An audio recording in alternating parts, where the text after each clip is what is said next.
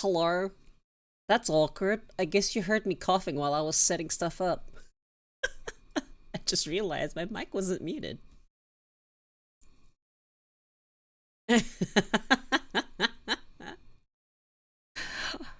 Anyway, hello. Hi. I missed the stream yesterday because I was really.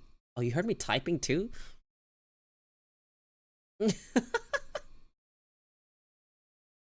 Interesting. Okay. Cool! Looking cool, Joker! Hey, Paragon. That's awkward.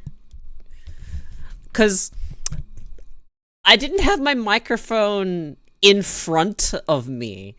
I had it pushed off to the side, so it was closer to my keyboard than it was to my mouth. So, yeah, I guess you can get to hear me some prep noises in the start of the stream, I suppose.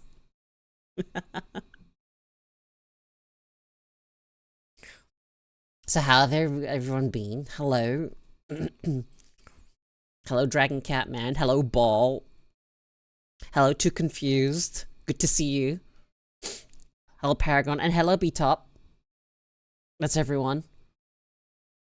If you haven't said hi yet, if you want me to say hi, you best type something.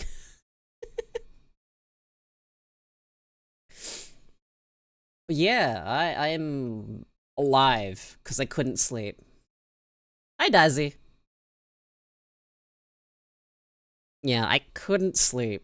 So I figured I may as well just stream a little earlier until I'm tired and then just sleep after stream. That's my plan today. Just stream until I'm tired. Okay, let me just... Yeah!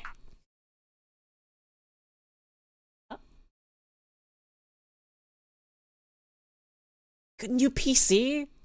That's huge. Huge, huge, huge, huge, huge. Actually huge.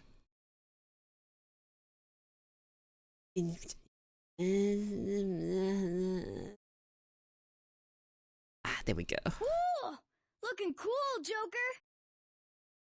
Shika naka naka naka naka koshitan tan.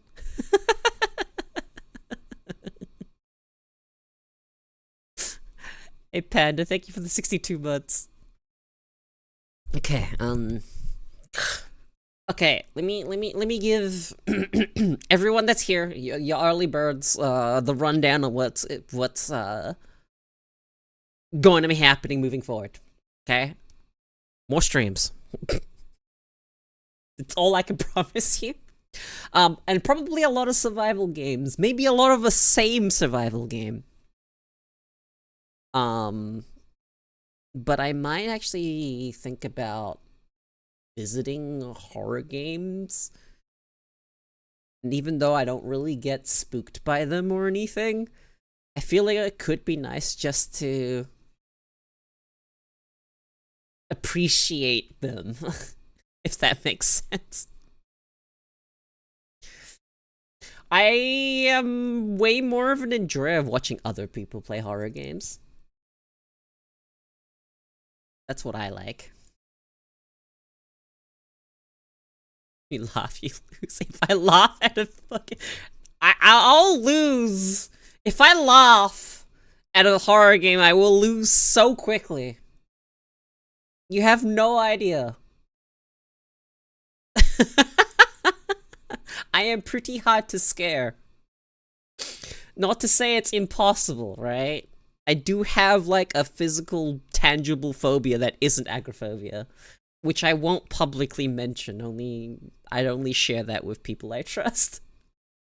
Not to say that I don't trust you guys, but you know, this is a public stream and I can't just, you know, whisper in individuals I trust ears and be like, hey, yeah, I've got this very specific phobia that if anyone messes with, I'm probably gonna freak out. But yeah, you know, that exists. I do have one. And I think it's one that people will find surprising. Maybe one day I'll try and do something about it. I don't think it's possible though. It's such a specific phobia. and very irrational. I understand how irrational it is. Like all phobias. It is not balloon animals. Don't try and guess it.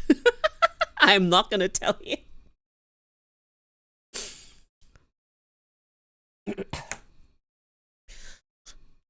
But, yeah.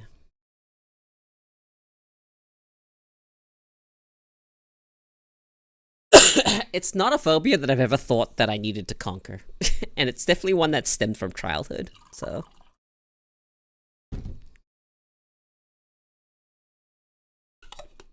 Speaking of, have you guys got any that you're willing to talk about? Because you guys already know about one of the main phobias I have, which is agoraphobia. And to some degree, I believe I do have a bit of thalassophobia. To some degree. And I feel like it just loops in and matches up with the agoraphobia. Like, it's just adjacent. Like, I might just be scared of that just because it's basically the same thing.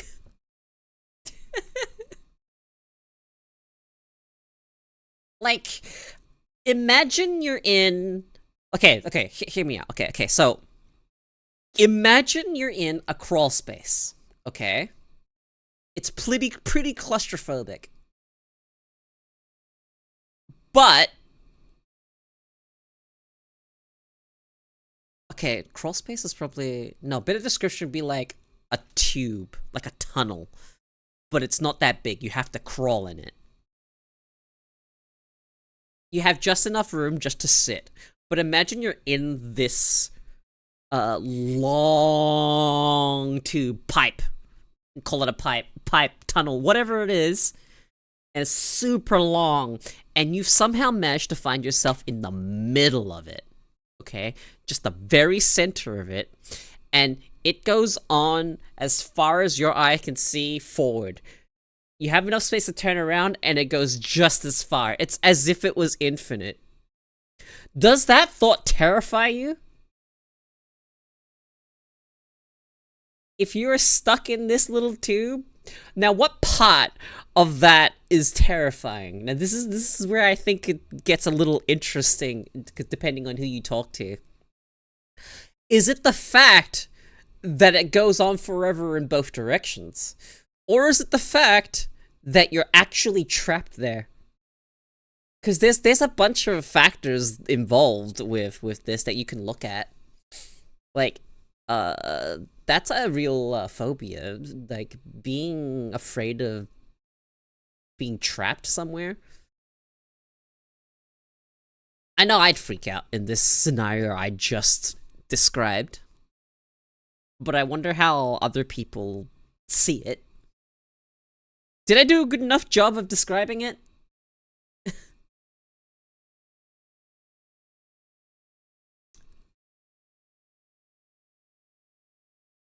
Guys?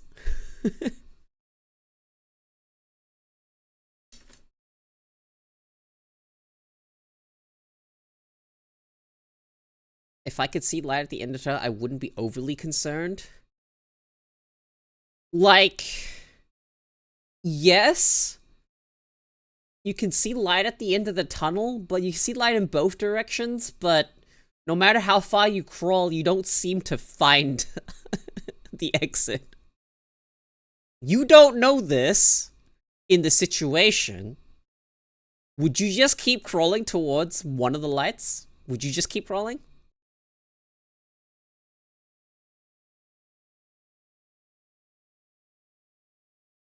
What if you're in a tube? What if it's not even like... What if somehow you've been transported into an extremely long ring and there's no exit? Somehow you've been transported into this ring, but it is so big that it seems straight.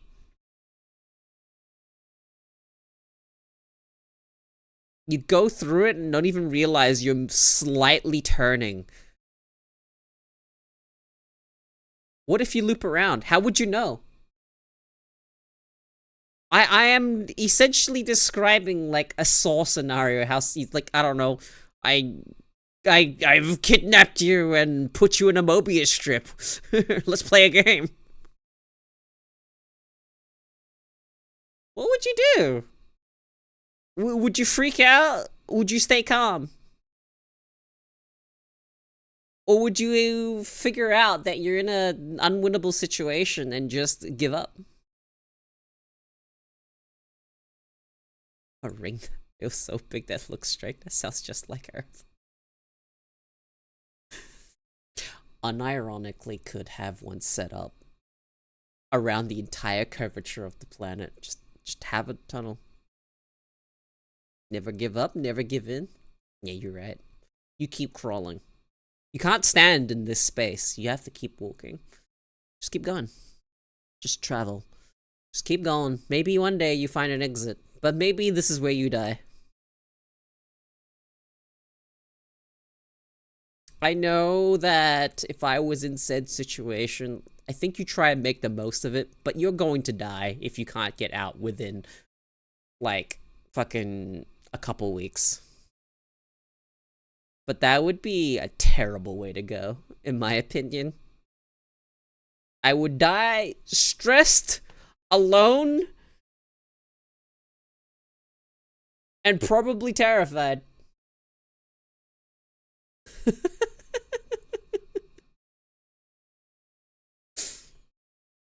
How did I get on this topic? Oh, I think it's because I had mentioned how I wasn't easy to spook. But theoretical impossibles like that spook me.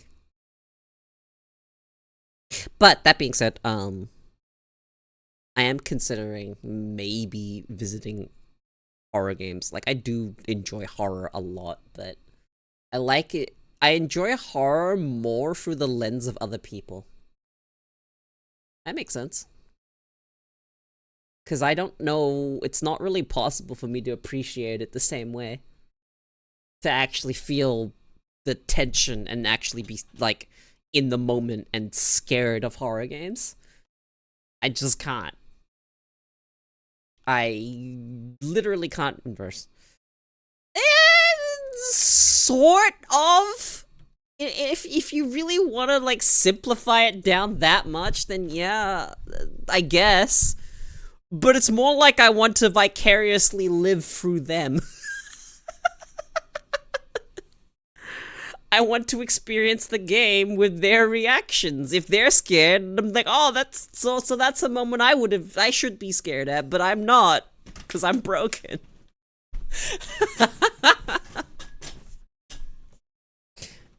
Okay, you can hear me readjusting in my seat. Okay.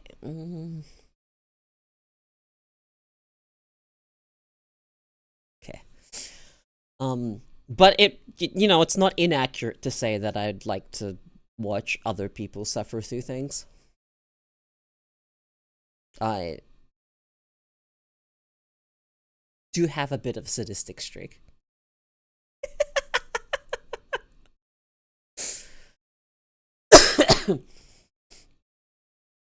Masochist? No, not a masochist. A masochist I am not.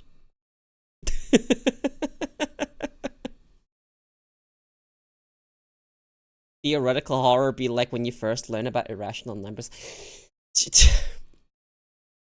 Yeah, actually.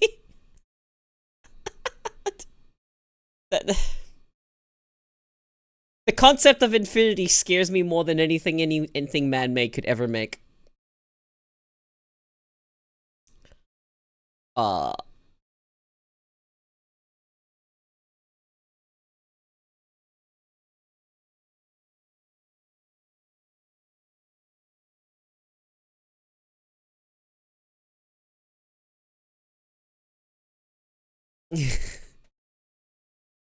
let's see, let me think about this.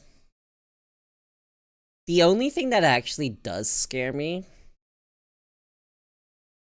is not the paranormal, not the supernatural. You know what does scare me? and can scare me. Other people.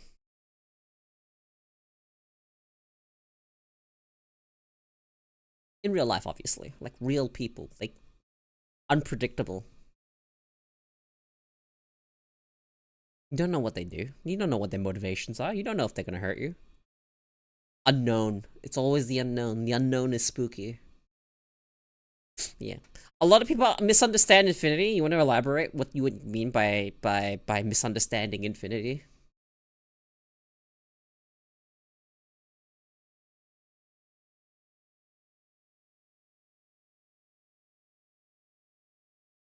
I don't think infinity is even a number or a space that's constantly growing. I feel like that's a misunderstanding of what infinity is. It's not a number. It's finite at certain points. Hmm.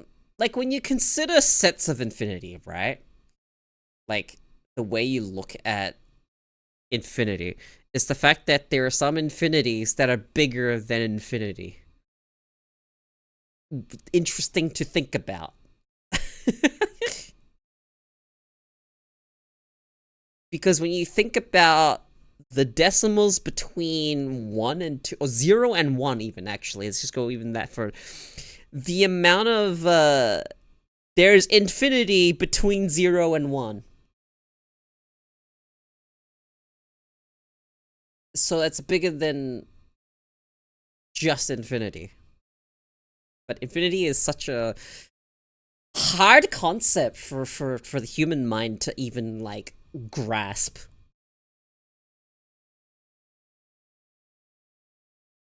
When little Timmy puts 1 divided by 0 in the calculator, you just don't want that talk right now. I don't think there's a... I don't think there's a... infinity growing thing. I feel like that's a weird interpretation of infinity you've got. Infinity is a concept of never ending. I don't think of it in a way that where it ends or begins. Infinity as a concept just so weird. It's just is. It's just there.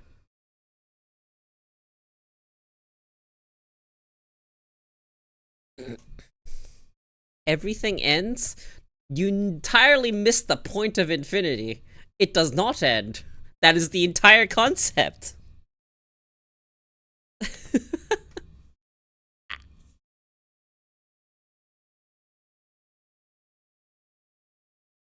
Yeah, I don't think the infinity grows or had a start. That's not really how infinity is works.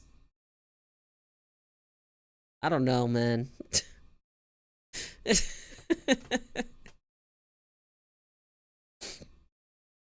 I ain't a physicist.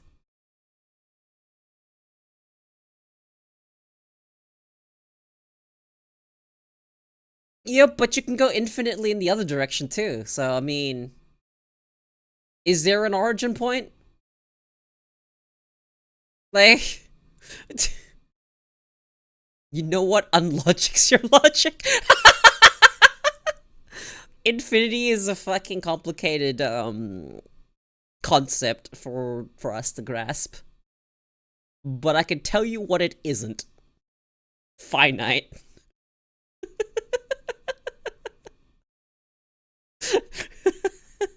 Goes entirely against what it means to be infinite.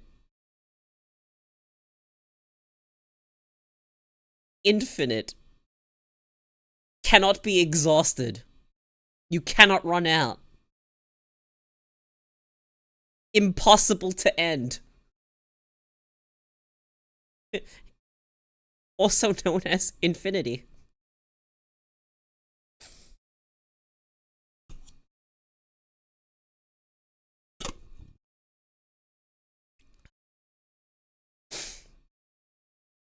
Yeah,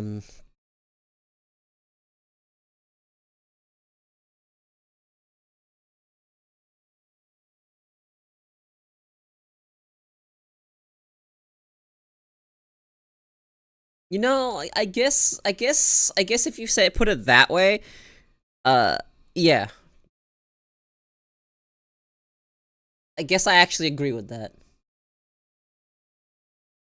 The one that is already everywhere, and then there's the one that's constantly growing weirdly in a way.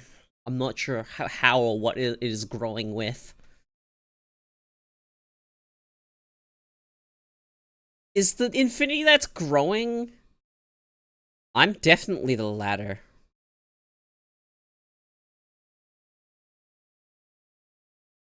Certain form of integrals are finite in the sense they'll never go over a cap. Forms of infinity.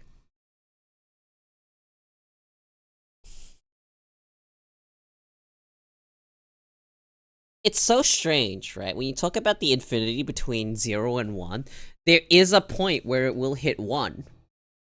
But you could just infinitely get closer and closer and just continue just getting just closer and closer and closer and closer and still not reach 1.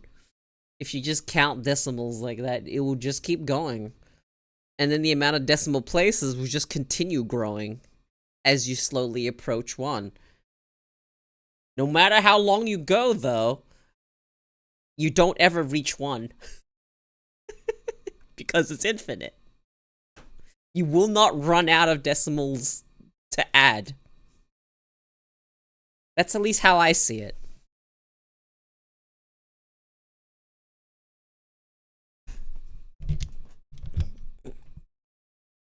Certain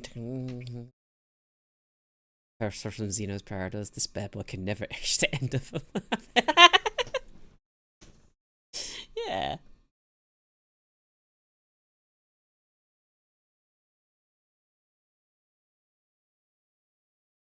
Ooh. Ooh.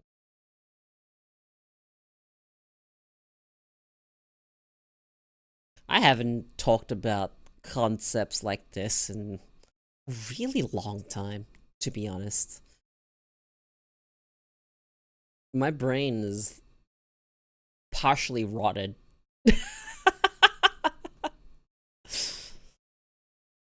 I haven't had a conversation about fucking abstract concepts in a really long time.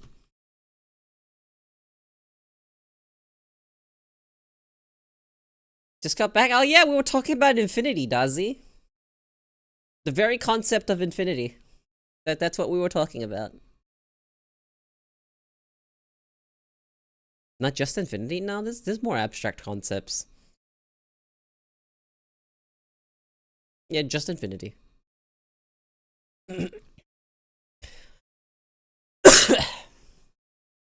um, like there's things you can ponder where it's definitely on the philosophy side of things where there's not really any clear answer. But you know, philosophers try to answer them anyway.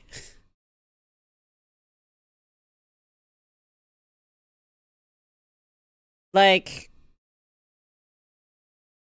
the fucking question that they ask at the very fucking beginning, the question that they've been asking for all their lives and generations and whatnot.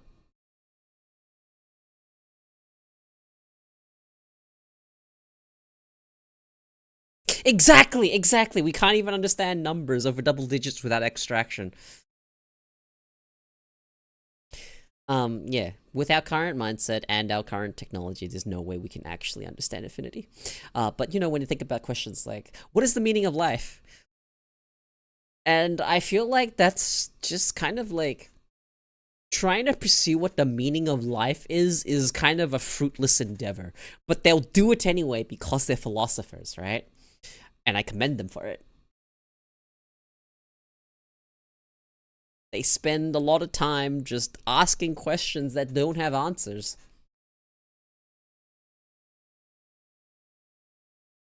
Like,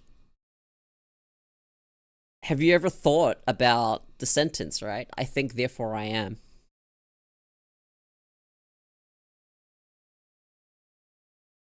I think some of them were more interested in what is the best way to live rather than overall meaning. Yeah. And I guess that when you look at it that way, I guess it's not fruitless, right? But would their life had more meaning had they have just gone and lived their lives? Or are they happier having pondered it?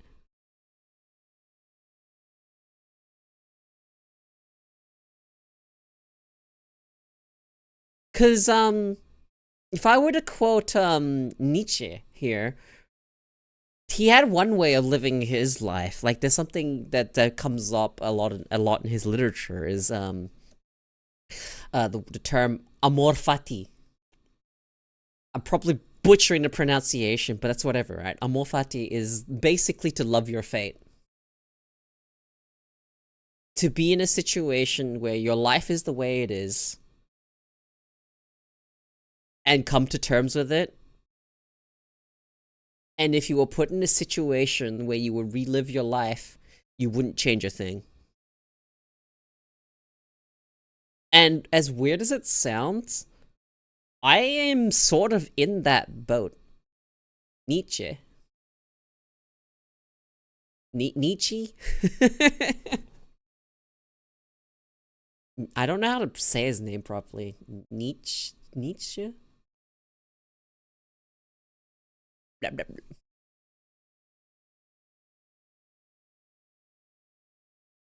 Am I even spelling his name right? Hang on.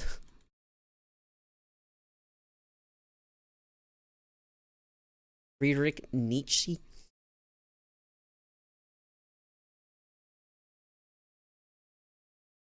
Yeah.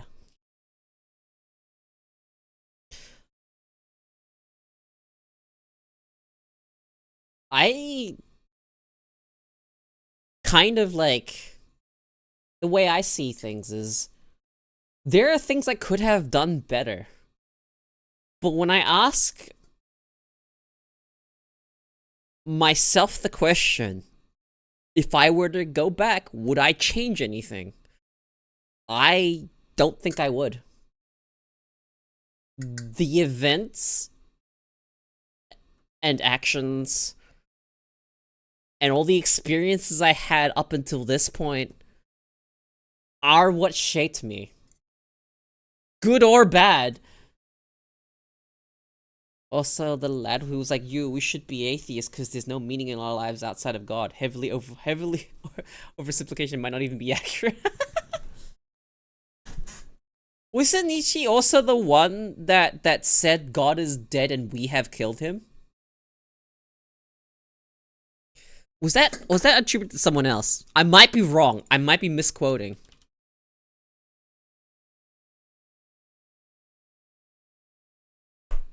It is him. God is dead, God remains dead, and we have killed him. Ah, I misquoted. And the reason... Oh, I remember... I remember looking into this, the whole God is dead thing. And it's not in the sense that... It was not in the sense that it's denying the existence of God, but it's the God in our brain. The God in our minds. What we believe in has died. If that makes sense. Because we pondered. Because we sat there and questioned that God is dead. God remains dead. And we have killed him. We have figuratively killed the God that we believe in internally. If that makes sense. This is like the best way I can remember and describe it. I may get things wrong. What if God stays in heaven because he lives in fear of what he created? Spike his quotes hit different. What if, dude? What if? You know, I'm of the belief that even if a god exists, okay? Like, I want to think about this, right? Even if a god exists, what's to say that God created us intentionally? What's to say that we even have a god that knows of our existence? Sure, right? We have an origin to our creation, maybe, sort of, right? There is a start to how we became about. But what's to say that the cause of that wasn't just some sort of cosmic accident? Sure, someone fucking set it off, but what's to say that they're even aware of what set off and what became of us? Do they even know we exist? That's how I see it, right? Like, even if we can't, we just can't know. Exactly, can't know of a sample size of one. We only ever had one universe. We know it began. That we know for sure because we're here now, that it had to have began. How's it gonna end? We don't know. We can speculate. We can speculate. We have a pretty decent idea of how we think the universe is gonna end. But we still can't even agree on one way. But, you know, who's to say, right? And it's the problem with our species getting more intelligent, right? Because before, there was a lot of unknowns.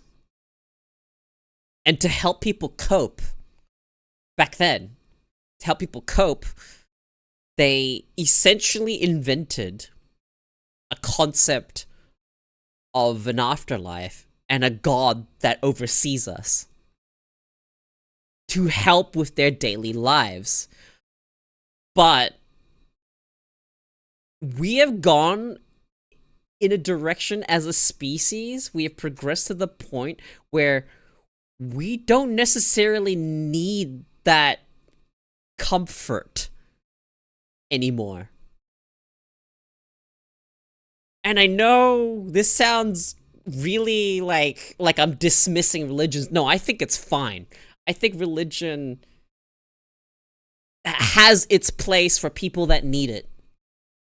But I'm not a believer of forcing everyone into religions.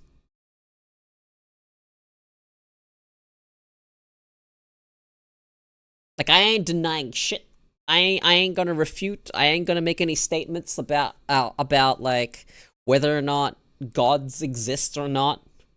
I simply do not know, and I cannot. And I'm of the camp where I simply can't believe unless I can empirically measure it. Unless I can see it with my own eyes, which you even really can trust your own eyes is, like, that's a whole nother thing. Like, have you considered how your eyes don't see the world as it is? Our brain takes the information we see with our eyes, and our brains definitely mangle it a bit. That's the best way I can describe it. Whatever you see is a bit mangled by our brains. Like, all the colors we see or whatnot aren't really what we actually physically see. That as well, the light we see is old.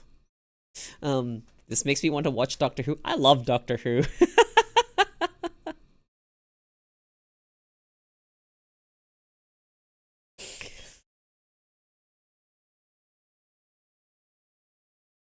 Yeah. Yeah.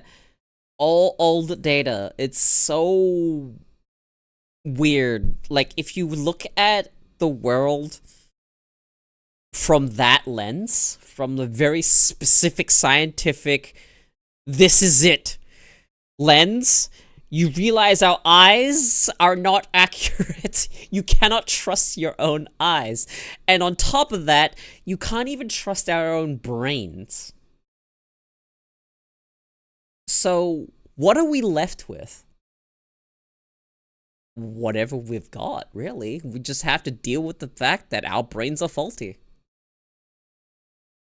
We have to deal with the fact that our eyes are faulty, our ears are faulty. Everything about us is faulty. But that's not a bad thing. It's like so strange to point out, but like with all these limitations that the human body has, that we're able to do what we can do with the knowledge that we've found, I think is simply kind of fucking amazing. The fact that I can be this 2D image on your screen discussing this very concept with you right now is cool when you consider all the things that correspond to a human. How did we get to this point when our brains aren't even that great? Our brains constantly trick us. Our brains don't operate the way you want. Like, okay, I get it. Okay, logically speaking, right? I understand how we got here. You know, they got nasty. They fucked. That's how we got here. That's like the fucking, you know, no shit, idiot answer, right? But how do we even manage to fucking get to that point? How did we even get to the point where we knew to fucking... Where did the innate desire to procreate even come from? Where did the survival instinct of species come from? How did that happen? Was this something that just happened over time that preserving, like... no, exactly, right? That's it, exactly. But the desire to survive, to procreate, was something that happened because the ones that didn't died, right? Yeah, exactly. And that instinct has survived for so fucking long. Because that's what you need. Yeah. That's what I think too. I bet there were so many instances of singular microbial life that didn't procreate or didn't, like, replicate itself and then just died. And that just happened over and over and over and over and over and over. As many times as you need for it to eventually get to the point where they replicated, they procreated, they started becoming the major dominating force on the planet. And we know this is a fact because yeah. Like, you have to think about it, right? How many times has life, exactly like you said right there, how many times has life tried and failed? We exist right now because of all the trials of all of the attempts. I say attempts, but they're not really attempts. Like, all the times that a species came into existence and then fucking died. Came into existence and then fucking died. And at some point, something came into existence and then didn't die. And then made more. Maybe they still died in the end, but they kept going. They had generations. And somewhere along the lines, we ended up here. I came into existence, and I'm now appearing on your fucking PC monitor or your phone, talking to you about this very concept.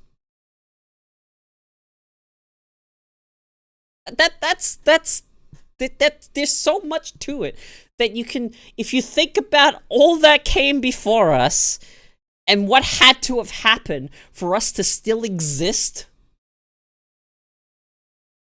I think you can just appreciate the simple things. Anyone, do you agree with me here? Like, if you think about all of that stuff, that you can actually just appreciate the simple things? Like, wow, holy shit.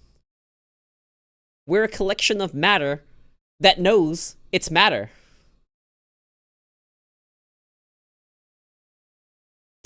Exactly. My voice has, yeah, exactly. Pretty fucking nifty for cups of protein chains who learn to replicate. Fuck exactly. It's actually really cool. Maybe we are in cyclic in nature. Like Futurama explored this concept where after the Big Bang happened, everything died, and then it explodes again. Big Bang 2. And then it's just repeats the same cycle. What if we live in a giant cosmic time loop? We won't know. We won't ever know.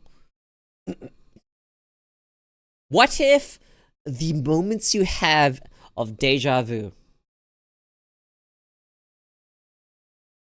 is because some part of your atoms, your matter, and whatnot remembers a fucking old loop?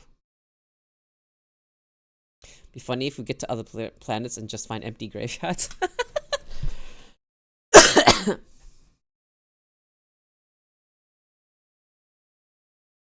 Oh, you know, sorry for anyone that's listening right now to some incredibly nerdy talk. But if you're enjoying it, awesome. Also, sorry to have anyone that I made feel existential even a little bit.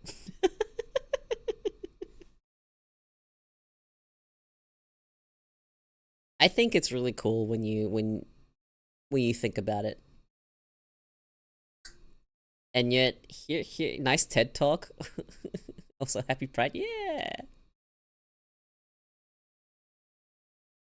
It's so interesting to me.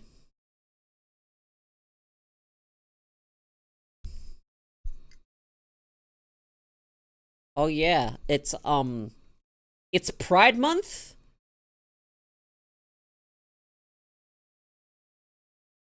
So you are legally obligated to be nice to me.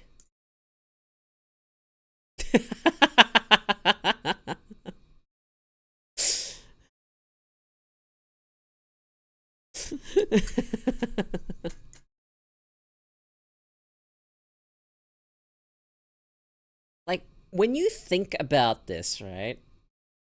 About how crazy it is that humans even exist, that you even exist. Do you really have the time, or like, do you even really, should you even care and be petty about that guy that cut you off in traffic earlier today? About that stupid person that fucking argued and you know? Do you have time to be mad when, holy fuck? Yes, next question. You're not wrong. That's how I would advance it as well. But I'm still gonna ask the question. Like, shit. I don't think we have time to fucking spend. You know what? I don't think we have time to fucking invest in being petty. Why not just fucking appreciate what there is to appreciate? World's awesome. Is what we do. Make a giant monument carved into Callisto, one of Jupiter's moon, to survive the sun-going red giant. Tell all the aliens we lived, bitch. That's cool. Cosmic theoretical grand questions are cool and all, but that one guy who took my right away, I fucking gotta kill that guy. Like, when you sit down and ponder these things, you see that everything is so much bigger than you, but at the same time, so much smaller. Like, so much smaller. And in some way that makes them way fucking bigger. Very, very unscientific description right now, but I feel like I'm getting the message across. Do you understand what I mean by... I don't care how big or small something is, I'm sucking it. Okay, dude. Yeah, you're right. $20 is $20. Which actually brings me to ask the question of, would you want a universal basic income? And how would you like it implemented? Would you want the universal basic income to entirely replace having a job? Or would you want universal basic income in a way that you can survive off of? It takes care of all your living expenses, but only that. But then again, one of the endpoints of these protein chains in Procreate turn into a pole player in Tekken only spamming Armor Crush. Yeah, you're right.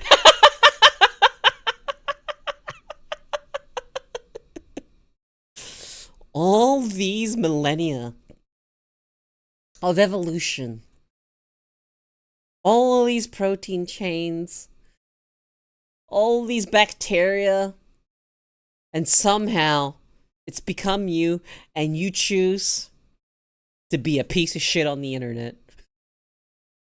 Amazing. And you get no apex creature, dirty Jim.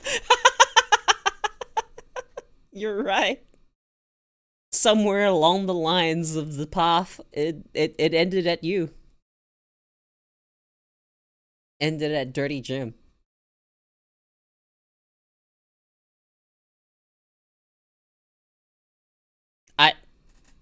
Let me just stop. Take a step back. I've been almost talking about this nerdy shit for an hour. Look, my genes end here.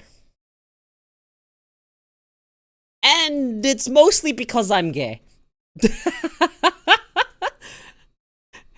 Would I do anything if they fucking turn the technology for fucking gay couples to have kids? You know what? Even them probably still no. I don't want kids.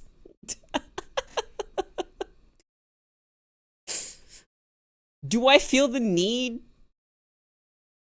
to like maternal instincts and whatnot? I feel like yes I do have those. I feel like I can't deny that I have those. But guess what? I can do instead. I can have a pet. So I have a cat. She's my daughter.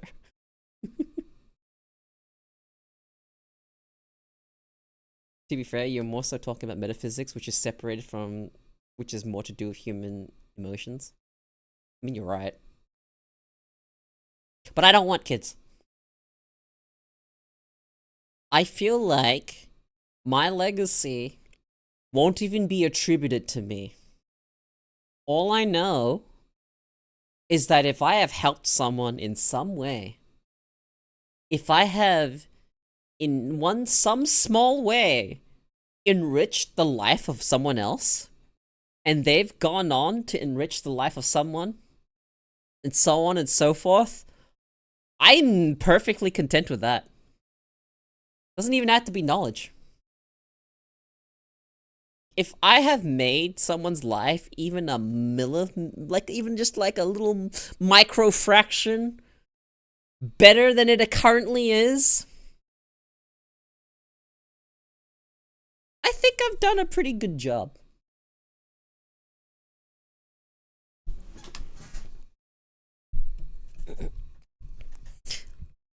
That's how I see it. That's how I see what my legacy is. I don't even care. If I teach a lesson and someone takes that lesson and doesn't quote me, doesn't attribute it to me, it won't matter. If they take that lesson and teach it to someone else, and then it continues on like that, that would be my legacy. I'm not even concerned. Now, don't get me started on using mathematical terms or units of happiness. Wait, hang on, okay. That's another topic, right? Cracks knuckles, right? We solve world hunger. Okay, let me say something, okay? This is gonna be wild and really fucking annoying to know. We already can. We, as a planet, as a species, already have the resources to solve world hunger.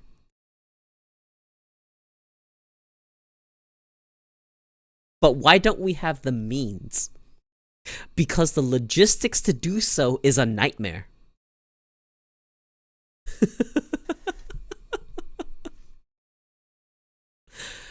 It's not that just we're dumbasses and don't do it. It's just we don't have a feasible, realistic logistics, worldwide logistics system to do it in a way that's sustainable. We don't have the infrastructure for it. We're basically too dumb to do it. We're too dumb right now to solve world hunger. We don't need some sort of miracle crop. We don't need any of that. We already have all the resources to currently feed everyone on this planet. But people are still starving. Because we still are too stupid to figure out a way to distribute resources across the entire planet. Yeah, I'd like people to stop fucking and having kids.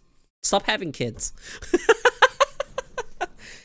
Y'all could be less horny or be more horny towards 2D things. Because I know if you're jacking off to hentai, you're not procreating. Maybe have kids, but maybe not like have 10 kids. Okay, let's not have 10 kids. Yeah, not have that. Just stop that. You know, if you're jacking off to a PNG, it means you're not procreating. And that's a good thing in my book. We don't need population to grow. We need the population to stabilize.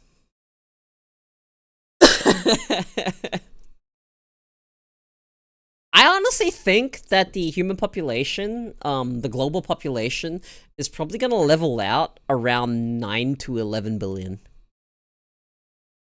I think we might level out at around 9 to 11 billion. So that does bring some concern, because that's a lot of extra mouths to feed.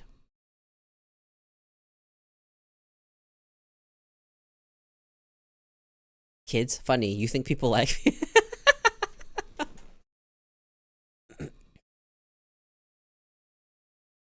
Didn't Max Steel predict the population max? Maybe. I don't remember. I'm hungry.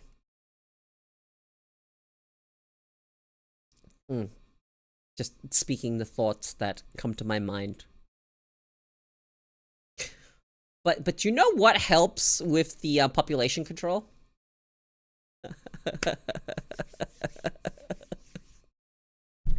You know what really helps with population control? VTubers.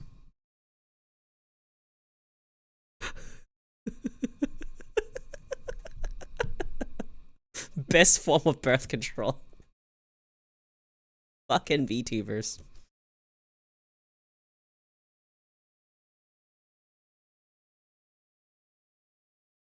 Look, let's be honest here. If you're watching a VTuber, I doubt you're going to,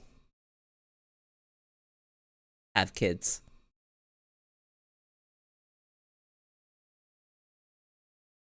I'm insulting every VTuber fan right now. Do you know the actual best form of birth control? Do you want to know the actual best form of birth control? There are two things. I'll list them out for you guys. Or I won't, because there's an ad going on. Anyone got an ad right now? Because they're going for 3 minutes, and I'm going to need to stall.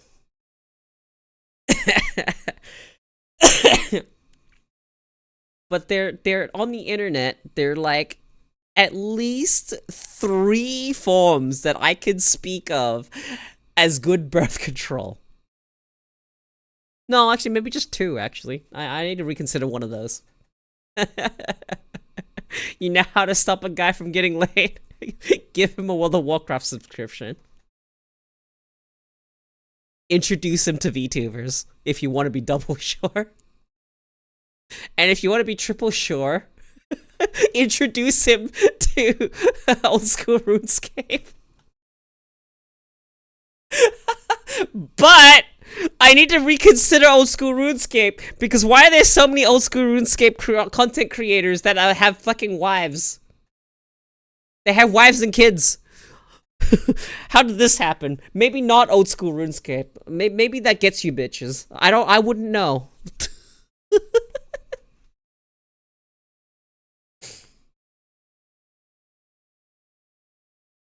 Hasn't stopped me so far. Then again, I don't give a fuck if I fuck. Yeah, I mean, that's fair. You know, let me give you my honest opinion on fucking. On sex in general. I could take it or leave it. I'm gonna be real with you guys. Take it or leave it. I don't give a shit.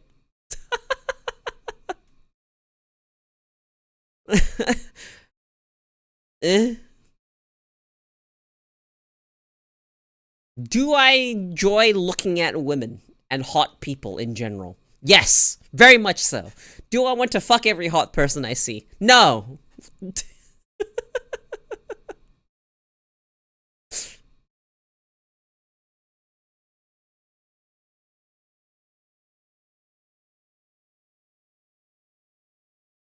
My opinion, it's pretty great, but sharing your life with another person is always more involved than you. Oh, 100%. There's so much that goes along with living with someone else.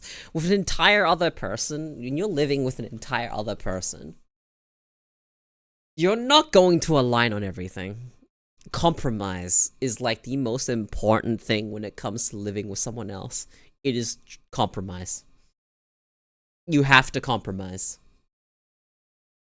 There is no way you can ever see eye to eye with anyone. It'd be really impressive if you go, hello, cat. Hello. Sorry, I got interrupted. You hate it there? Well, you know, do you have a job? You working? You saving? To one day live maybe on your own?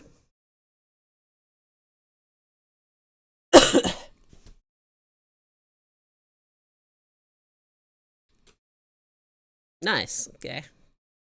Hope you end up living in, you know, a good situation.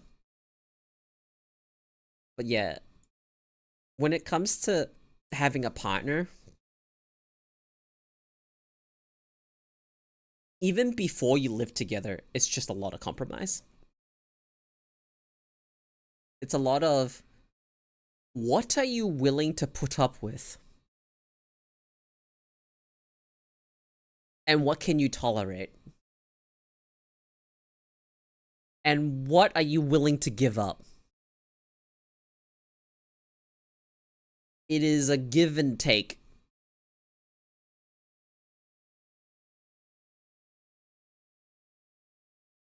And it's essentially a balancing act when you live with a partner for essentially the rest of your lives if you stay together that long.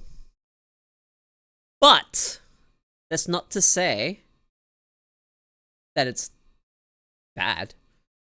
You might find someone very agreeable. You might find someone that you just generally have very little conflict. And if you have such a snowflake fucking unicorn relationship, you better fucking cherish that, right? That is not normal. That is not normally. Most relationships, it's conflict. And it's the strong relationships that grow stronger through those conflicts. Those conflicts are what filter. They're the filters. Conflict. Clashing heads with your partner. Like, you butt heads with your partner. That's what filters. What determines whether or not your relationship is going to be stable or not is how does your relationship handle conflict? Do you end up talking it out like adults? You know. Being okay with a bit of loneliness and being single, being acceptable has really taken a lot of stress off my mind. Yeah, dude, hell yeah, dude. More power to people that that just want to stay single. I'm rooting for you guys.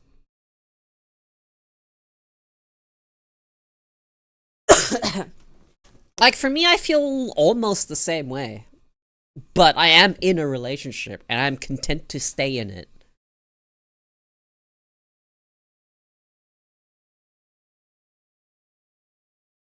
Exactly, Z. Exactly. You wish you could want to stay single? Mm, I'd say when it comes to wanting companionship, I want to ask you this question, right? And it's okay if you don't want to get into the personal stuff. Okay? Like, you don't have to answer this. But, like, what do you want out of companionship? Why is it bad for you to want to be lonely? Like, being lonely, what's bad about it? Is it because you're not able to appreciate your own company? Now, I noticed this is a thing that the less happy you are with yourself, the more you will try and seek, like, something externally. You will try to seek a sort of balance with yourself through external means. When I'm alone, I hear myself too loudly. You know, I actually 100% understand what you mean by you hearing yourself too loudly. You know what I did? I completely relate to the whole hearing myself too loudly. I've gone through a lot in my life, but one of the things that I definitely did is I definitely had time, sat down, and just listened to what the fuck I had to say. I sat down and listened, and it's not great. It's definitely not great. It's fucking awful. But I started to question why I felt the way I felt about things. The really loud, intrusive thoughts, I started to explore why I had them. And I came to an understanding of why I was the way I was. That helped! It didn't make it go away. It didn't make it go away. That's something that I feel like I have to iterate a lot on, is when I explored the intrusive thoughts, the really negative thoughts that you want to just not think about, you want to just distract yourself from, that shit doesn't go away. You learn how to live and cope. You learn how to live with it. And I think that's the best advice I can give someone, is learn how to live with yourself. Learn how to accept those thoughts are part of who you are.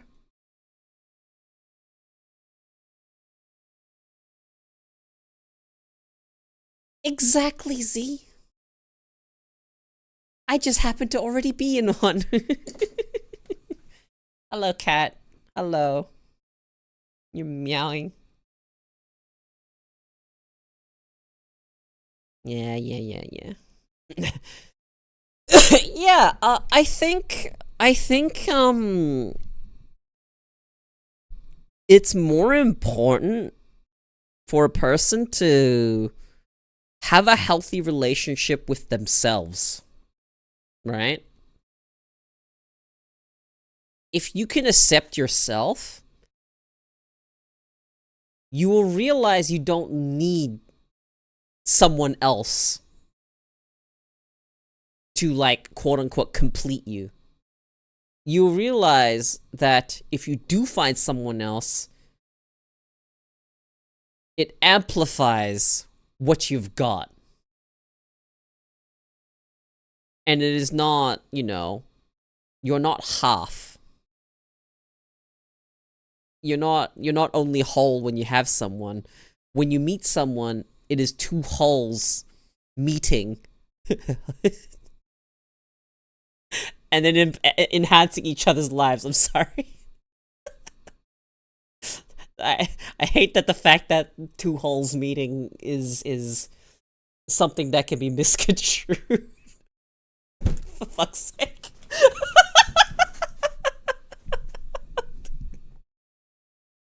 But yeah, exactly. At the end of the day, you are all you have, even if you have a partner. The only person that you know for a fact that you can take care of you is yourself. So be nice to yourself, man. Be good to yourself at the very least. You're all you've got in reality.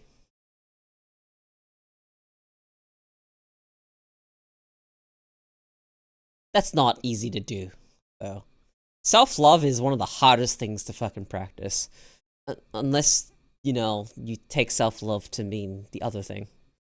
But, I'm not talking about that kind of self love. I'm talking about the mental health self love.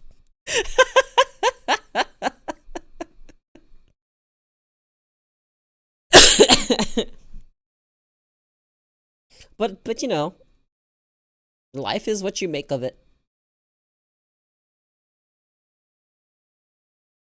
If the only company you've got is yourself, then, make sure it's not unpleasant. Try at least. That's how I see things. And I guess a lot of things put stuff in perspective. I believe that's narcissism. Okay, that's called taking it too far. That's narcissism. When you take self-love too far, you become narcissistic. Yes. No. I don't mean like that. I don't mean love yourself like, oh my god, I want to fuck myself, love yourself. Yeah, yeah, exactly. To the detriment of others is narcissism. Correct. Yeah, that's specifically excessive. Excessive amounts of self-love.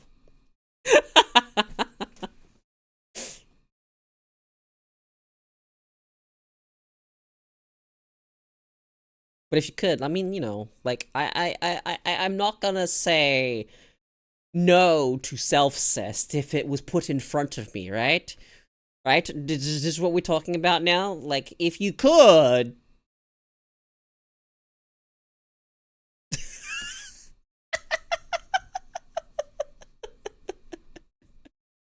would you? Would you pass up the opportunity?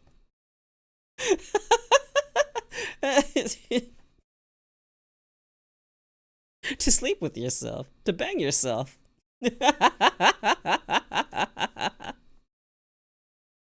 My answer to that one is probably yes, and I'm sure my clone would agree.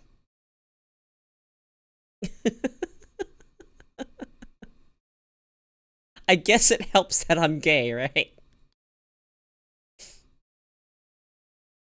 Hey man, it's a theoretical that will never happen, but would.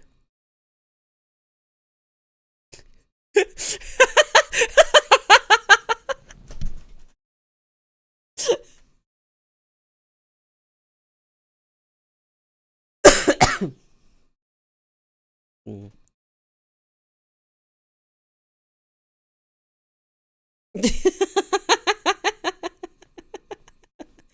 Look, you can live with the cope that, sleeping with your hello cat. Hello.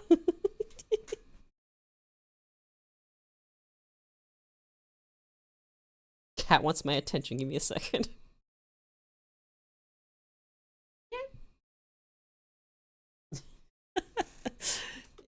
She got up on her hind legs and tapped me on the side. But yeah, where was I talking about? If you were to sleep with your clone, if you were to bang your clone, you can at least live with the cope that it's masturbation. But the reality is, it's gay.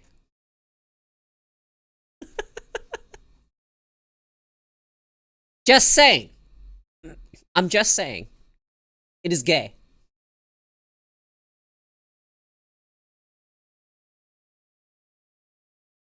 I might consider platonic cuddling, but that would be the farthest I'd go. Yeah, just some like softcore gay.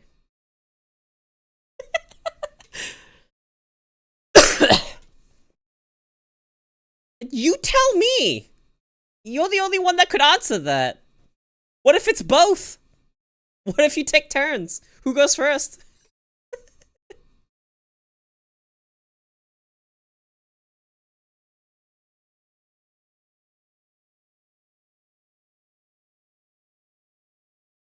You know a concept that they explore a lot in fiction when it comes to clones?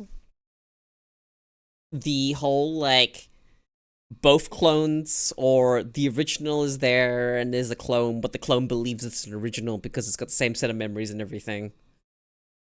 And the clones, you can end up in a situation where they try to assert their originalness by killing each other. It is a concept quite often explored in sci-fi. And I believe it was pretty well done in the film The Prestige. Anyone watch The Prestige? Well, spoilers for a really old film, but it comes to the part where Hugh Jackman comes across a machine that lets him quote-unquote teleport, but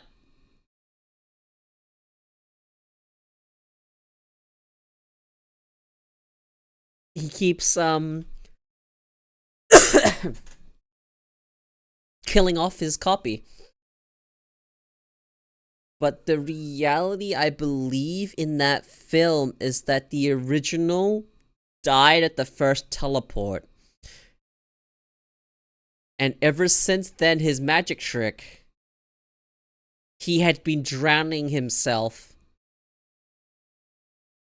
to do this trick.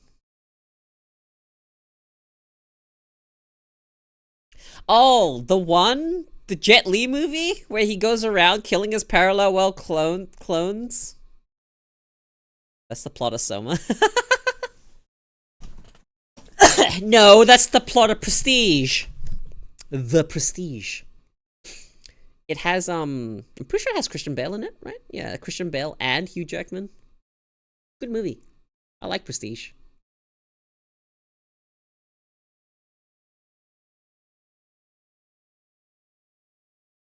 The when they do the final reveal of how Hugh Jackman was doing his teleportation trick, and then they all find out that and you find out as the audience that he had been killing the original over and over and over and over, drowning himself. He just kept killing himself. That movie's kind of messed up in a way. But it also has a good example for me is why I don't think I'd ever use a teleporter.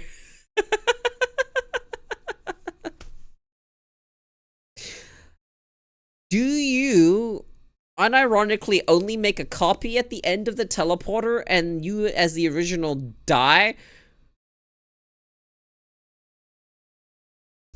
No, I don't think I would ever use a teleporter unless it was the type that connected, or not even teleporters, like portals, like wormholes, where they connect two spaces together, where you're literally walking through bent space and whatnot. Whatever, I'll do that. That's fine, right? You're literally just traversing through, a shortcut, essentially. Wormhole. But a teleporter, right?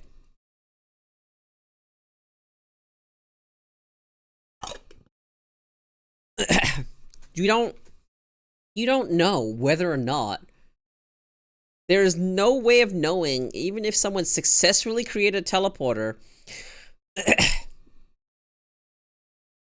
if you walked through that teleporter, you died, but a perfect copy of you came out the other end thinking it was successful. You would never know if it was a teleporter that actually teleported you over, or if it was a teleporter that made a perfect copy of you at the other end and destroyed the original. If it's that kind of teleporter, I ain't touching it. Yeah, nobody else would know. See, that's the thing. That's why I'm just not gonna touch teleporters ever.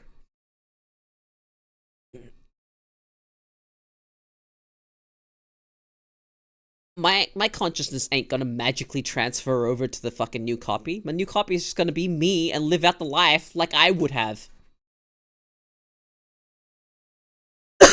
But I'm going to swear off teleporters.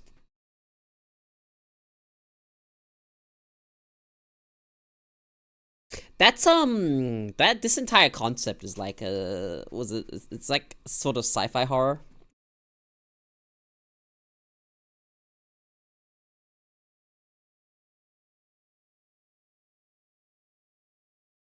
Um, Someone brought up Star Trek. Did Star Trek actually explore this?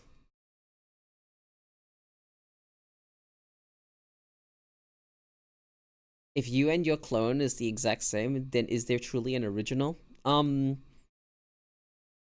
There is, but not one that can be. Yeah, exactly. That, and also, you know.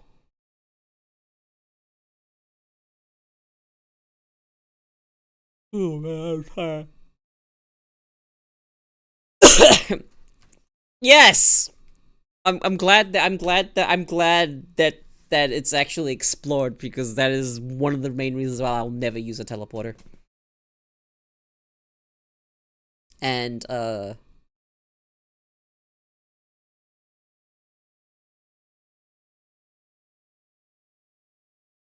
here's like the issue I feel, right?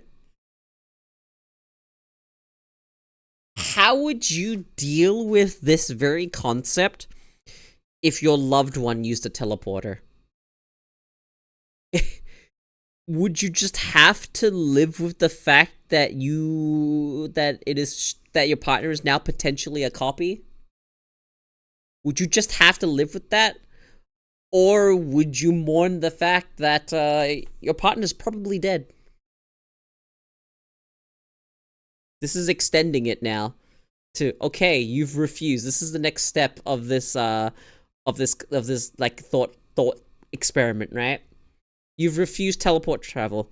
But what if your loved ones use it? What if your friends use it? How do you react to it? You're making me question my emotions and I don't like it. There would be no way of knowing. But if you were the one to refuse teleporters because of that reason, and someone else used a teleporter, you would have to deal with the fact that there is a 50-50.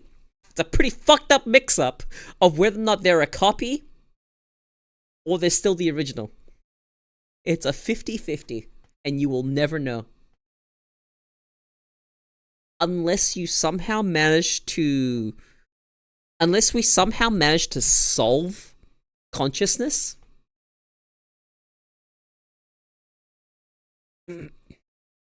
Yeah. Only way we'd know is we have somehow find a way to solve consciousness and measure it.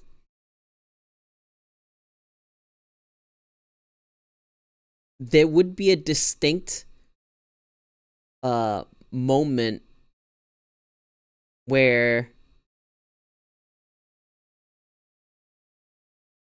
there is a consciousness snuffed out and one created. If you could measure that, then you would know for sure. If the consciousness actually moved with the teleporter, then you would know that it was a successful teleport. Eventually, a copy would be unstable. I feel that way about the teleporter. Yeah, if the consciousness can be duplicated, but only one remains after teleporting, then Dazi, what happens then is the original problem, is the fact that one of them is dying.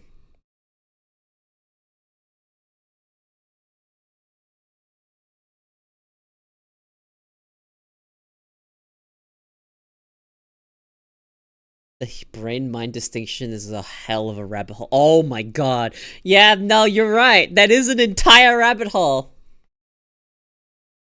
Where does the sense of self begin? We don't know. We actually do not have a way. That's what I mean. We don't understand our own brains as it is, as it stands, to even begin to try and measure that.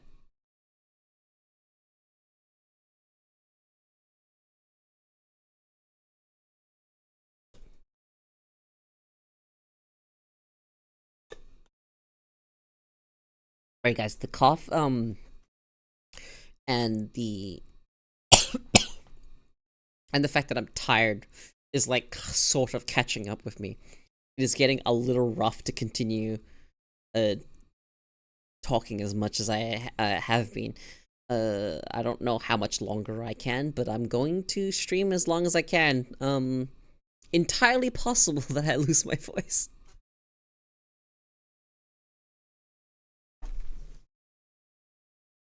Cause while I've been sick, I haven't been talking much, but as evidenced by the fact that I've been streaming and all I do is talk, it has definitely aggravated the cough. Would you like to watch videos instead of speaking? I mean, I enjoy speaking. And I would say yes, but my honest thoughts on watching a video is my chat goes quiet. You guys go quiet when I watch a video. And I'm kind of left here kind of like, oh, well, if you want to get way more into details and stuff, I definitely recommend reading some modern philosophy books and papers on the mind-brain distinction.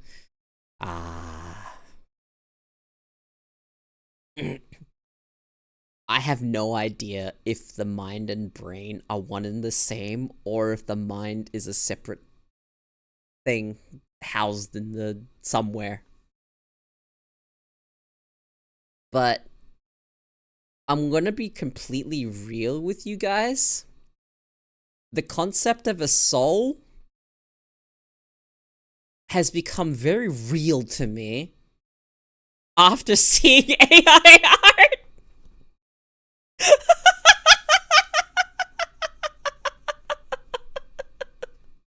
I'm not going to lie.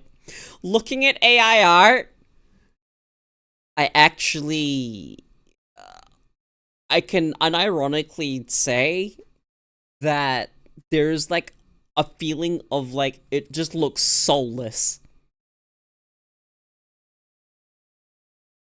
And I think some of you will agree, right? With some of a lot of the AI art I've seen. And seeing AI art and how soulless it is has unironically made me believe in the concept of a soul.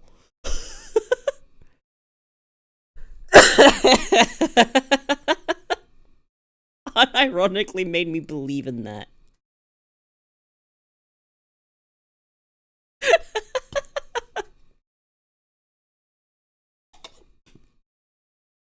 And not in any like spiritual way, but like just that the existence of it, I believe that it probably exists, and when you do art as a person, you are imparting part of essentially your soul into whatever you do.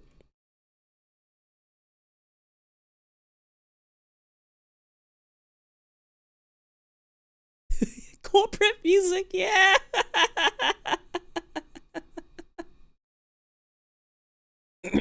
No, you're entirely right.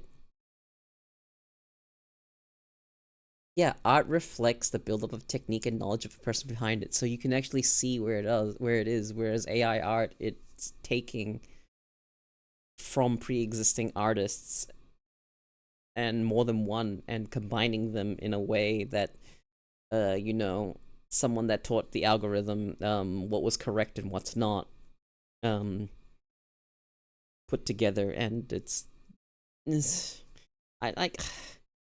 I just don't like AI art. I unironically don't like AI art. And some of it is hard to distinguish. Some of it is hard to distinguish. For me, I just go off the feeling of whether or not it looks soulless. And sometimes, it sure do. It sure do. Even if there's nothing incorrect about the art, I like it as a brainstorming tool. I like it as a tool to use. To be like, hey, I want this art. Sorry that I used AI to make it, but this is the best way I can, you know, illustrate what I want as a client. I personally don't need that. I've got a lot of other methods to get what I want out of my art.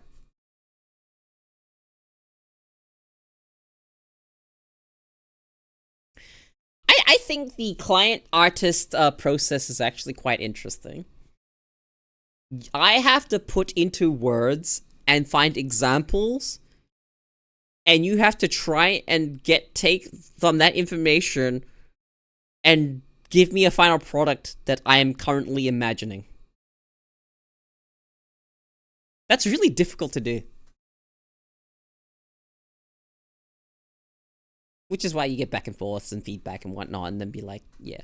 Which is why I'm definitely on the side of communicate well and often enough that if this is for me saying, so for this is for the artist side of things, is just communicate enough with your client so you don't end up going too far in a direction that the client doesn't want. If you don't communicate enough, you'll end up with something someone didn't want. I believe it'd be interesting if the right thought at the right time, and the right people meet at the right time. Boom, you've got a revolution.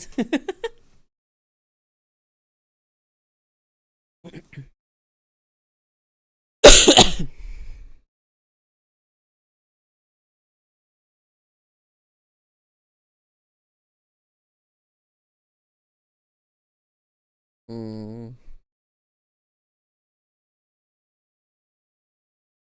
you know, chat. I think about this from time to time. I love having conversations like this. Like, just talk about fucking anything. Just talk about abstract concepts, whatever, right? I will talk about literally anything. But one thing that I find myself wanting as a content creator, and you know, obviously, they talk about fucking philosophy. To want is to suffer, etc., etc., etc. Whatever, right? Whatever. I know what I want more of. It's more shit like this. More streams where I get to sit and talk about whatever the fuck I want. All right. And the thing I think would enhance that is more people to talk to about it.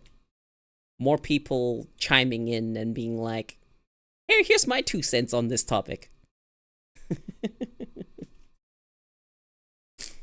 That's genuinely the most enjoyable thing about streaming to me, is seeing this big mixing pot of ideas. Big mixing pot of ideas and opinions. And it'll ask us to like and share? What do you mean? sure. Tell your friends. Tell your friends to watch me.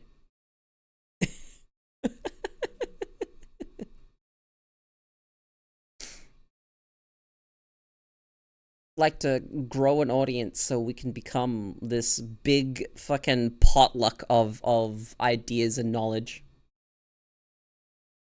That stuff is really cool to me. But that's what it is, right? Just a big potluck of concepts, knowledge, opinions. Me, when I come for the Mega Strikers content, it end up with philosophy brainworms.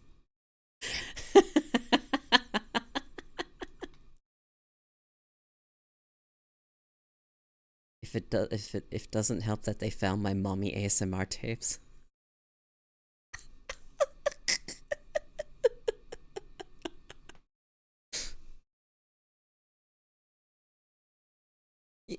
You know, you're a relatively new viewer.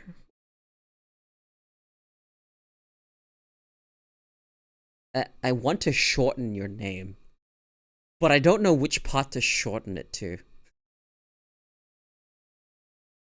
But I know I don't want to call you Filian.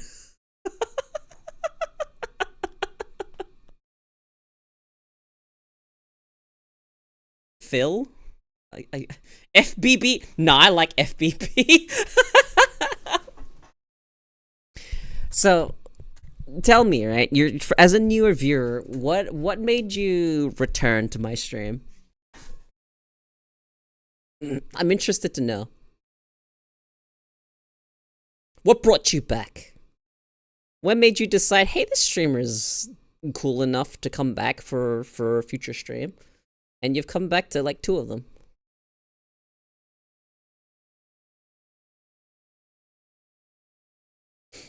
I'm always interested.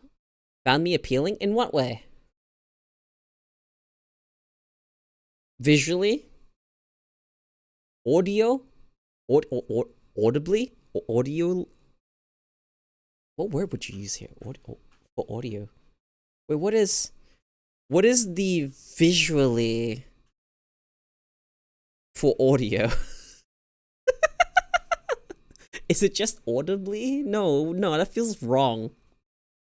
The voice was nice and the personality was also interesting. Mm.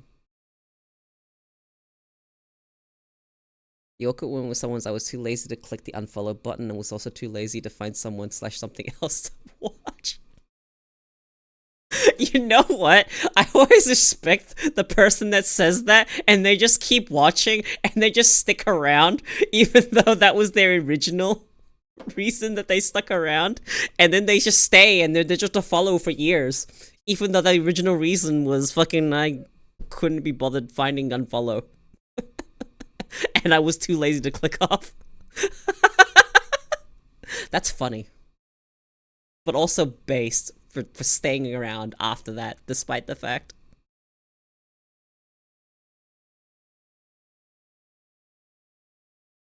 But yeah, I'm glad you enjoy my voice. I'm here because I didn't know how to leave. Yeah, you're right. A lot of people that came here didn't know how to leave until I gave them an out. A couple years back, I gave them an out, and that out was me going on hiatus after burning myself out. And then at some point, I re-debuted. Or not re-debuted, but at some point, I completely rebranded. And now I am this punk crocodile that gets existential. Hey, you watch here if you want to see someone either A, be stupid, or B, engage with you on abstract topics. I also talk about non-abstract topics. Dude, I'm still waiting for my first streamer to return. Really?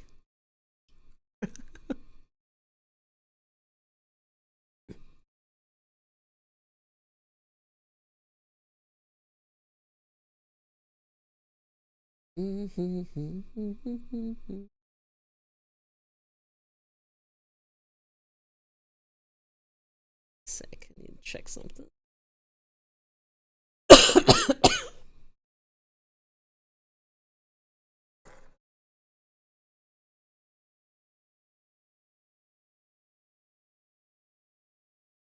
Okay.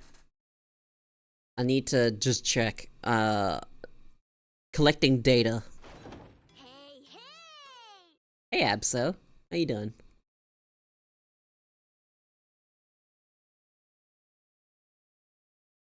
He was the first that introduced me to my online friend group. He'll always be special. Aw, that's cool. That's really cool. You could be better? What do you mean you could be better? What's wrong? You know what? You don't have to divulge. Just, I hope you have a better day. Oh no, how'd that happen? That is a lot of money to lose. Holy fuck. Government! Fucking government took my money! Fuck government. Fuck them. Government sucks. What? I'm sorry, how does that work? What excuse did they give you? What type of fucking legal fucking loophole did they fucking use? What, is there a death tax now? She didn't pay taxes in 2020?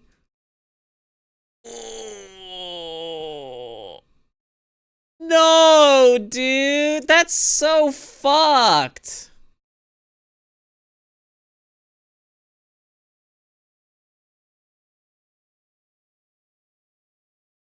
Oh, that fucking sucks, man.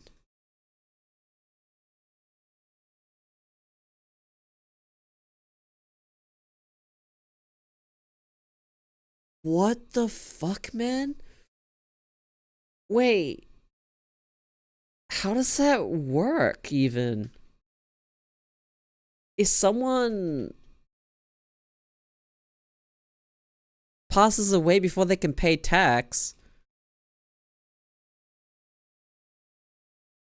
is there no, like, does it just pass on to, who does it pass on to? Which is the fucking worst part about this, is that it just doesn't feel right that should happen.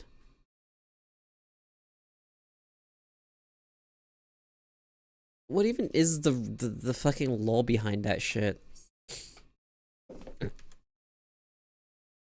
I'm googling this.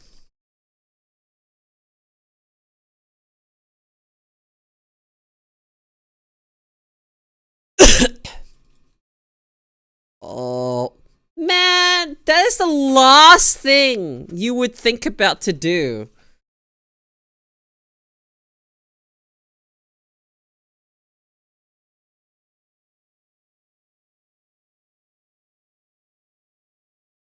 They swiped your shit. Like, I just looked it up, and apparently you're supposed to lodge for the deceased a final tax return. But that is the last thing you would think to do in that situation. It is the last thing you would think to do.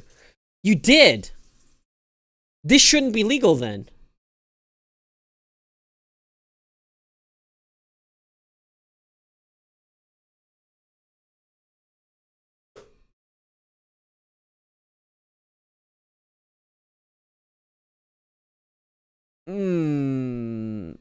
Yeah, I don't know what I would do in your situation. I was gonna say lawyer up, but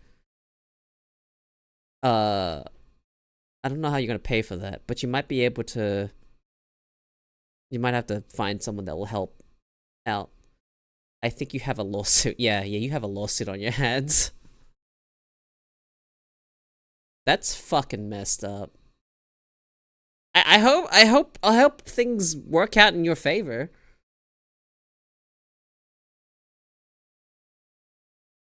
'Cause that's not okay. Especially if you filed a final tax return already.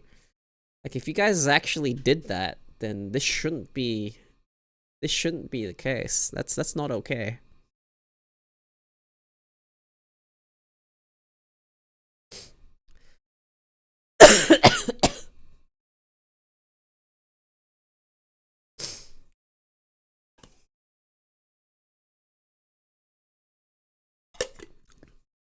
God, you know, there's a saying, and it rings more true day after day. There are only two absolutes in the world. There are two absolutes: death and taxes. Fuck me, man. Every day I just see how fucking true that statement is. It's fucked.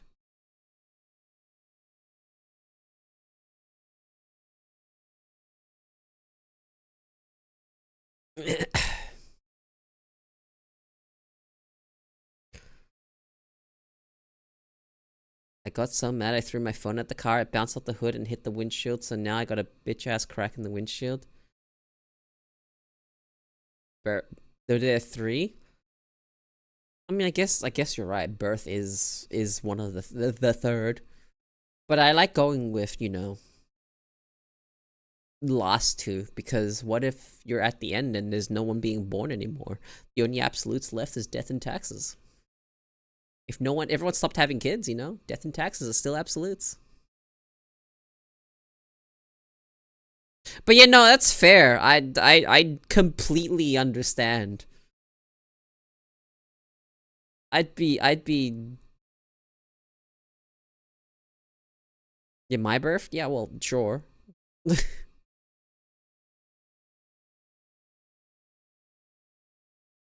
Like, I completely wouldn't blame you for being angry and throwing your phone at the car. That situation's rough. I wish I could help, but I cannot. I can barely help myself. I'm glad I could hear you out, though.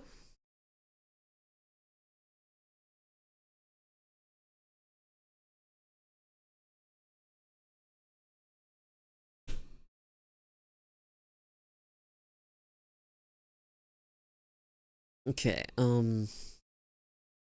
it is actually getting a little harder to talk. A little bit harder. It's not like bad.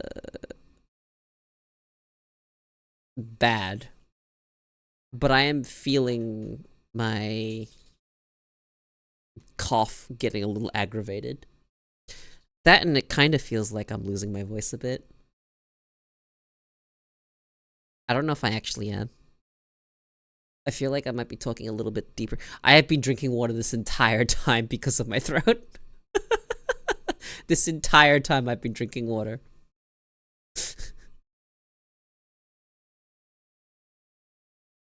I have gone through half of a 2-liter jug, so I've already drank a liter of water.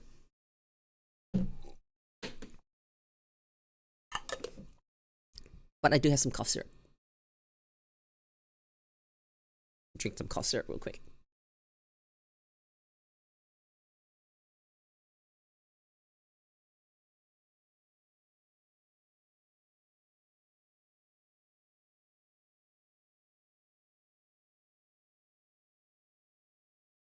Mm.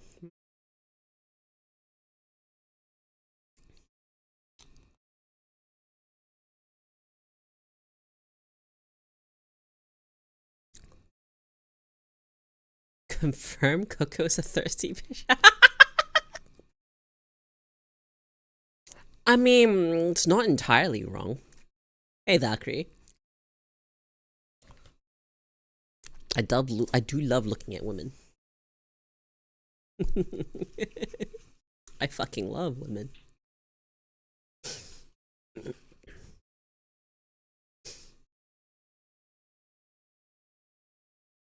Anyone else just get the urge to chug Pepto-Bismol?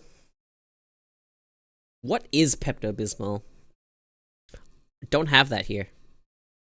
Is that a cough syrup?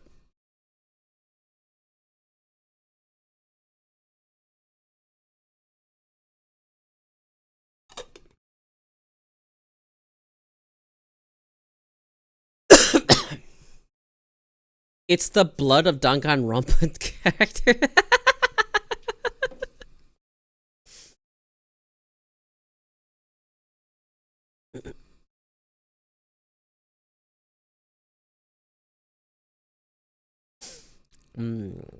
Helps with indigestion.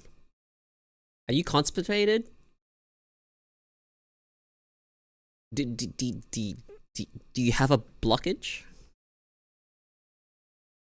Why do you want to chug Pepto-Bismol?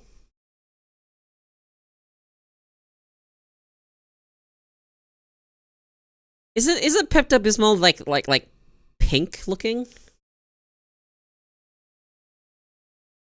Hang on, I'm trying to remember. Wasn't there some fucking stupid trend where people were cooking chicken with Pepto-Bismol? Was that it?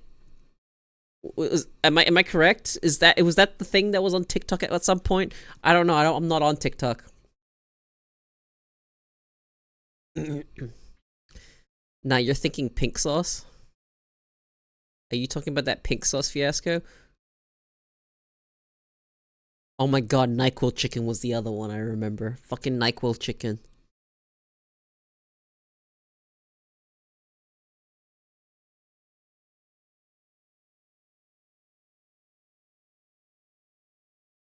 Jeez, man, trends are so fucking stupid.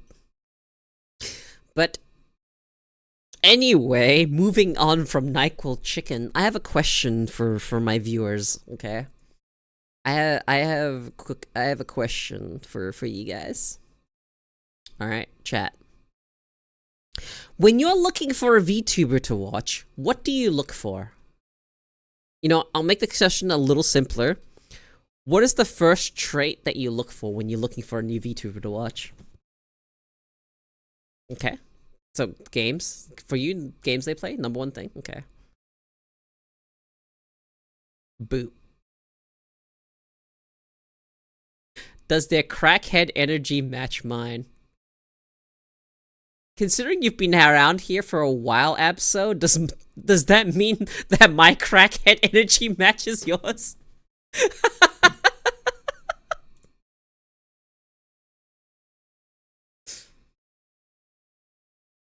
First,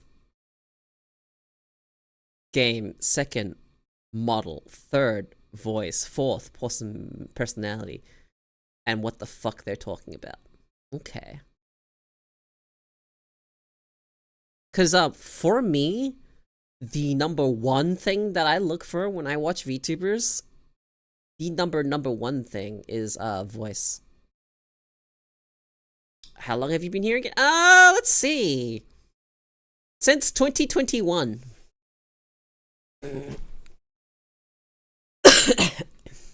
You just click randomly and hope they align with how you like what you find entertaining.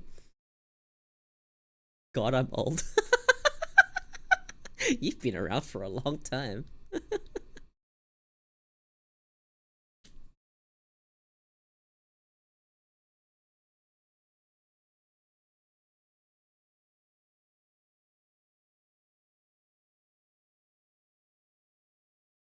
Me, it's number one games, number two personality, three if they got the first two, then I don't care about the rest.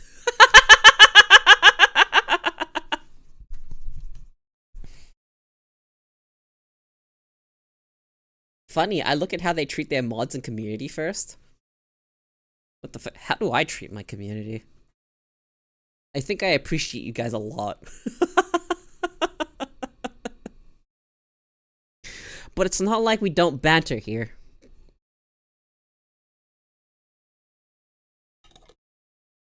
Fucking what? What do you mean I'm rude to you guys? The fuck you mean? Like this.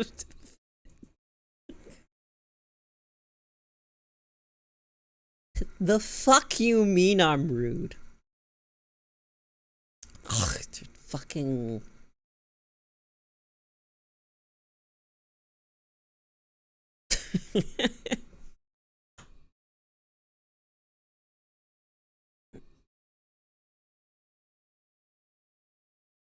I... I'd love to stream more. I just want to stream. And just have this basically be my life. Is sit here and just talk about anything I want, and that is so fucking ideal.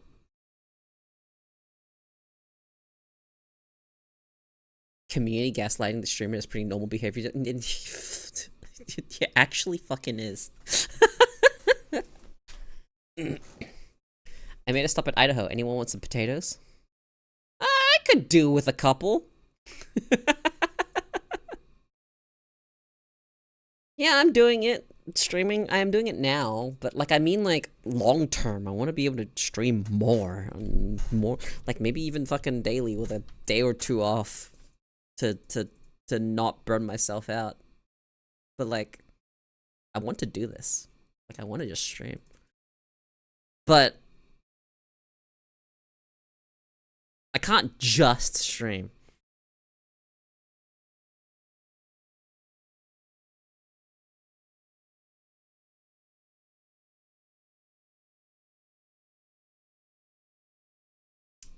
Dazzy, that is literally me. I am more interested in my chat than the content on my screen. Usually. But to be fair, I'm usually in just chatting. So there is no content on my screen. Other than you guys, you're on the screen. You are the content.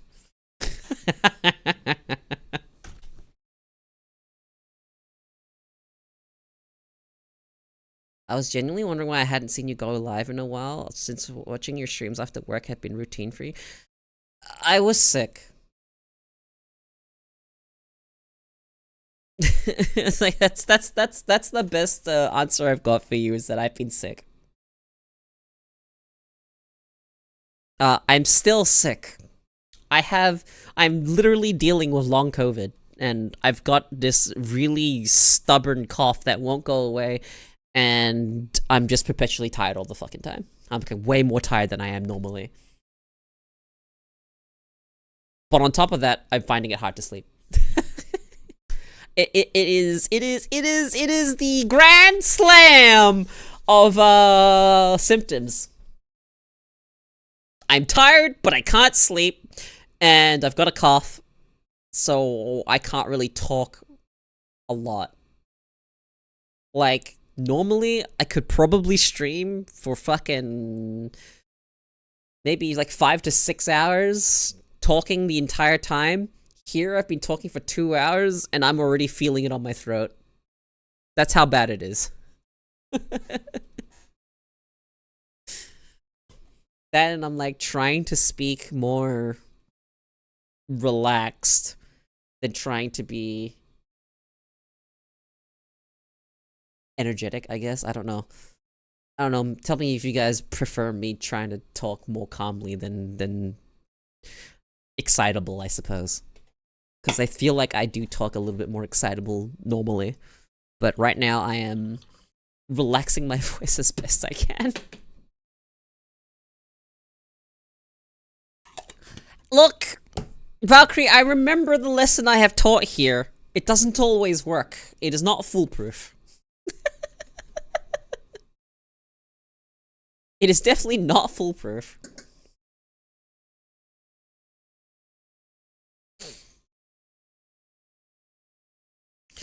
But, yeah.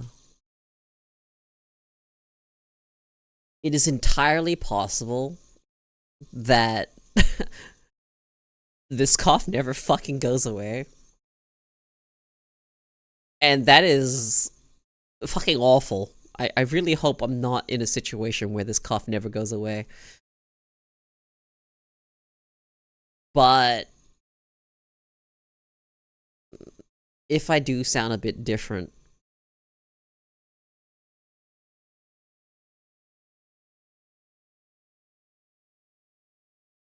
If it sounds good to you guys, then maybe it's a good thing. But I am probably relaxing my voice a lot more than I would normally. When I had COVID, the thing fucking lasted for weeks. Yeah, dude, I was fine during DreamHack. A couple of days later, I got sick. It has been about almost a month since then, and I still have this cough. I've been just trying to sleep and rest as much as possible. Up until this point where I said, this is taking way too fucking long. I feel like I should just start streaming again. I tried to take as much rest as I could. And then there was the point where I was like, I think I'm getting better. And then I wasn't really.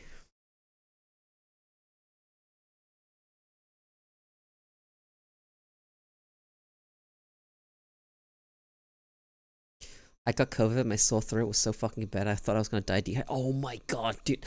That's the worst part, when you drank and it still felt like you were fucking dehydrated. Like it still felt like your throat was dry as fuck and painful. No, that's the worst. I'm getting a little bit of that now.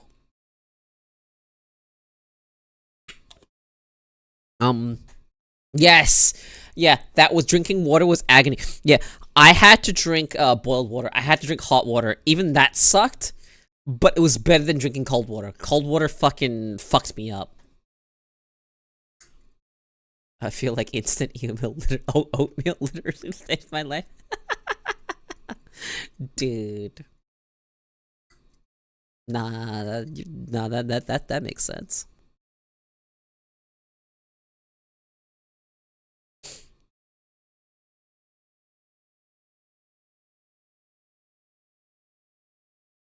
Even if I'm sick, I'll always try to be here.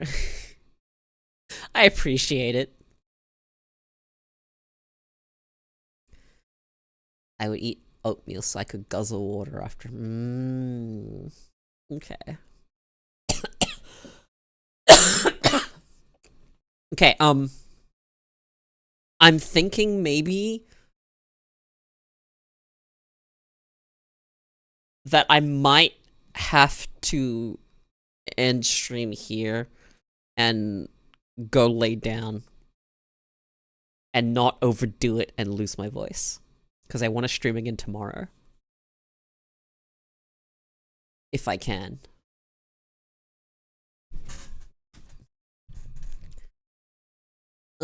So what I'm going to do is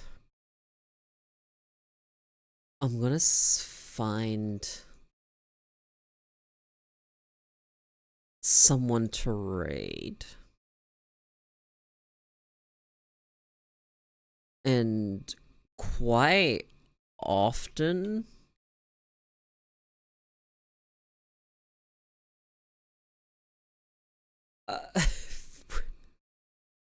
what do you mean fare thee well, contentless streamer?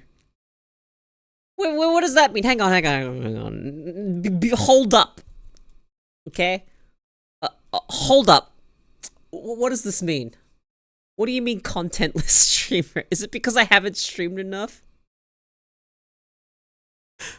Hold up. When we leave, you no longer have content.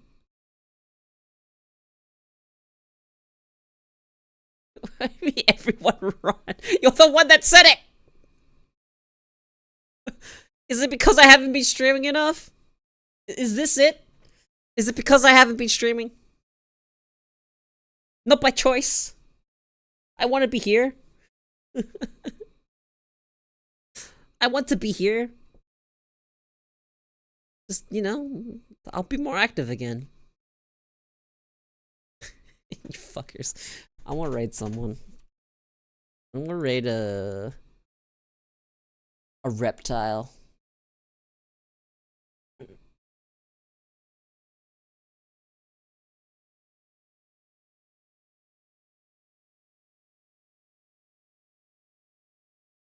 Ugh.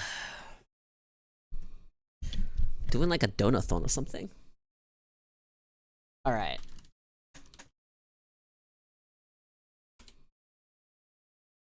They're called, their name is Zrotu. And I will see you guys hopefully tomorrow. If it's not tomorrow, it'll be the day after. Goodbye. I need to rest my voice and whatnot. But we'll work my ways back up to longer streams. But yeah, I always enjoy talking to you guys. Thank you for being my community. Thank you for hanging out. Y'all great. Goodbye.